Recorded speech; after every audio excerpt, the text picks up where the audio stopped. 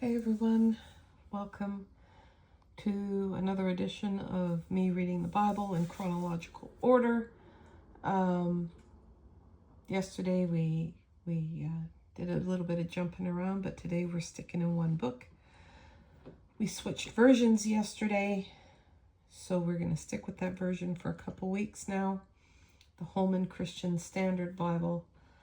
And we are reading Numbers chapters 16 and 17. Let's do it.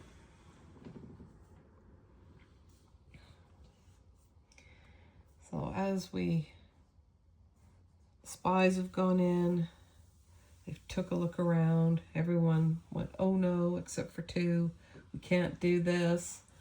And the Lord, rightly so, got sideways with everybody. So now they're going to have to wander around for a number of years until one generation passes, and then the next generation will get to go in. So we're going to pick up where we left off, Numbers 16, starting at verse 1, and we're going to go through to the end of chapter 17. Now Korah, son of Izhar, son of Kohath, son of Levi, with Dathan and Abiram, sons of Eliab, and On, son of Peleth, sons of Reuben, took 250 prominent Israelite men who were leaders of the community and representatives in the assembly, and they rebelled against Moses, and they came together against Moses and Aaron and told them, "You have gone too far. Everyone in the entire community is holy, and the Lord is among them. Why then do you exalt yourselves above the Lord's assembly?" When Moses heard this, he fell face down. Then he said to Korah and all his followers, "Tomorrow morning the Lord will reveal who belongs to him, who is set apart, and the one he will let come near him. He will let the one he chooses come near him. Korah, you and all your followers are to do this. Take fire pans, and tomorrow place fire in them and put incense on them before the Lord.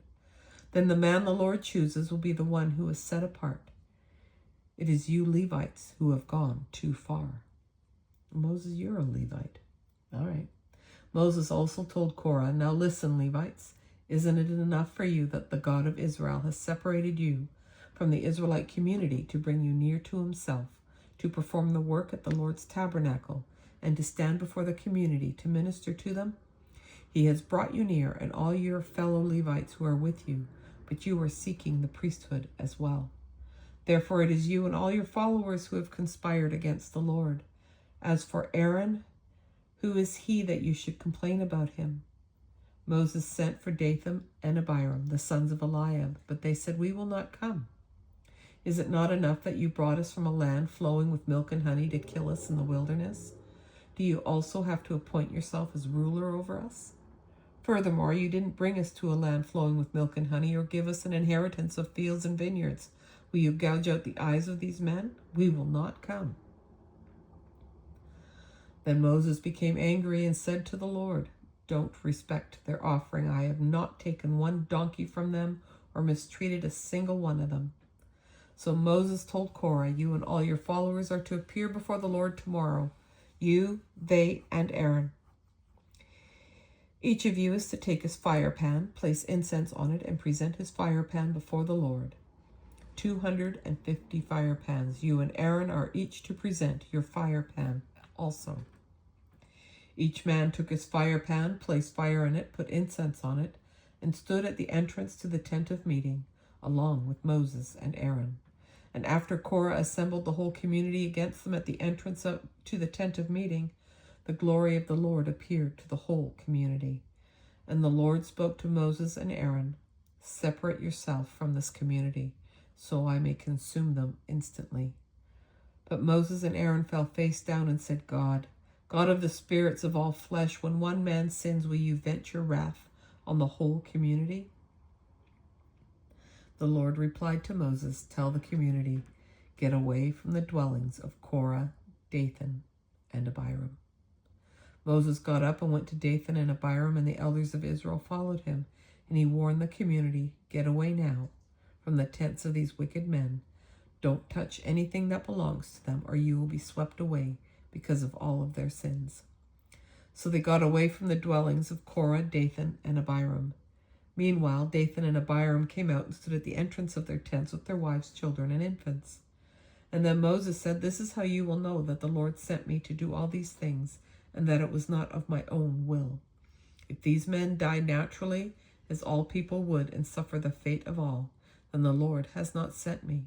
But if the Lord brings about something unprecedented, and the ground opens its mouth and swallows them along with all that belongs to them, so that they go down alive into Sheol, then you will know that these men have despised the Lord." Just as he finished speaking all these words, the ground beneath them split open. The earth opened its mouth and swallowed them and their households, all Korah's people and all their possessions.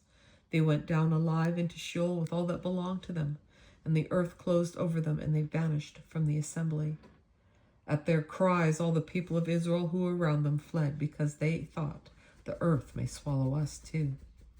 Fire also came out from the Lord and consumed the 250 men who were presenting incense. Then the Lord spoke to Moses, "Tell Eleazar, son of Aaron the priest, to remove the fire pans from the burning debris, because they are holy, and scatter the fire far away. As for the fire pans of those who sinned at the cost of their own lives, make them into hammered sheets as plating for the altar, for they presented them before the Lord, and the fire pans are holy. They will be a sign to the Israelites." So Eleazar the priest took the bronze fire pans that those who were burned had presented, and they were hammered into plating for the altar, just as the Lord commanded him through Moses.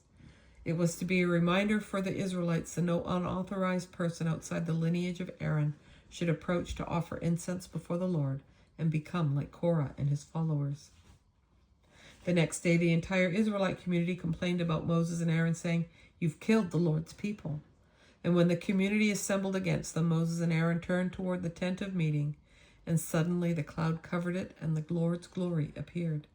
Moses and Aaron went to the front of the tent of meeting, and the Lord said to Moses, "Get away from this community so that I may consume them instantly." But they fell face down. And then Moses told Aaron, "Take your fire pan, place fire from the altar on it, and add incense. Go quickly to the community and make atonement for them, because wrath has come from the Lord. The plague has begun." So Aaron took his fire pan as Moses had ordered, ran into the middle of the assembly, and saw that the plague had begun among the people.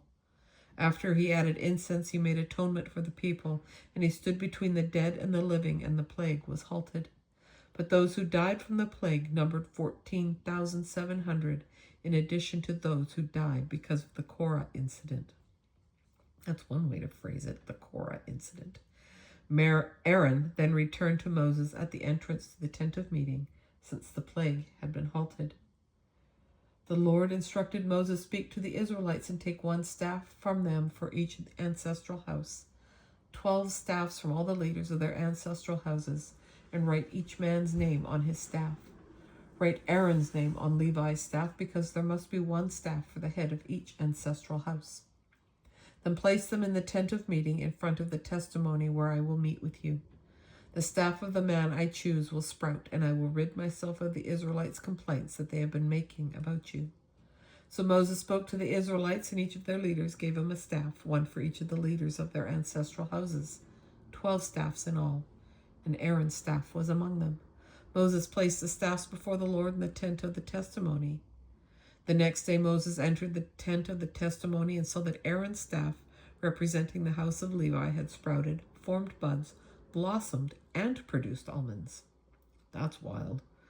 Moses then brought out all the staffs from the Lord's presence to all the Israelites. They saw them, and each man took his own staff. The Lord told Moses, "Put Aaron's staff back in front of the testimony to be kept as a sign for the rebels, so that you may put an end to their complaints before me, or else they will die." So Moses did as the Lord commanded him. Then the Israelites declared to Moses, "Look, we're perishing. We're lost. We're all lost. Anyone who comes near the Lord's tabernacle will die. Will we all perish?" Oh, and they just never learn, do they? All right, that's our reading for today, March 2nd, 2026. I'm glad you joined me. I'm glad you hung out with me. And I hope I'll see you again tomorrow. Take care. and bye for now.